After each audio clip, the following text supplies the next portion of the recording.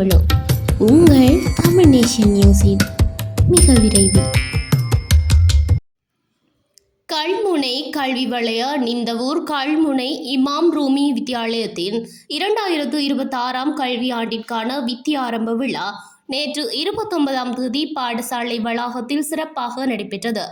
பாடசாலையின் அதிபர் AP Chiron தில்ரஸ் அவர்களின் தலைமையில் நடைபெற்ற இந்நிகழ்வில் திகாமடுல மாவட்ட பாராளுமன்ற உறுப்பினர் அஷ்ரப் தாஹிர் அவர்கள் பிரதம அதிதியாக கலந்து கொண்ட விழாவை சிறப்பித்தார்.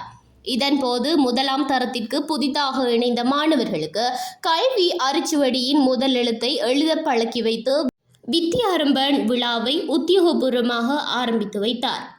இந்நிகழ்வில் ஆசிரிய ஆலோசகர் SMM அன்சார், நிந்தவூர் பிரதேச சபை உறுப்பினர் MJM ஜீசைல், அல் ஃபர்ஹான் சனசமூக நிலையத்தின் தலைவர் மற்றும் முன்னாள் பிரதேச சபை உறுப்பினர் KLM ரஃபீக், அந்நிலையத்தின் செயலாளர் KP ஃபிர்தௌஸ், பிரதி தலைவர் MIM ரஃபீக், ஷம்ஸ் ஃபவுண்டேஷன் அமைப்பின் தலைவர் AJ ஜனூஃபர் உள்ளிட்ட பலரும் கலந்து கொண்டனர்.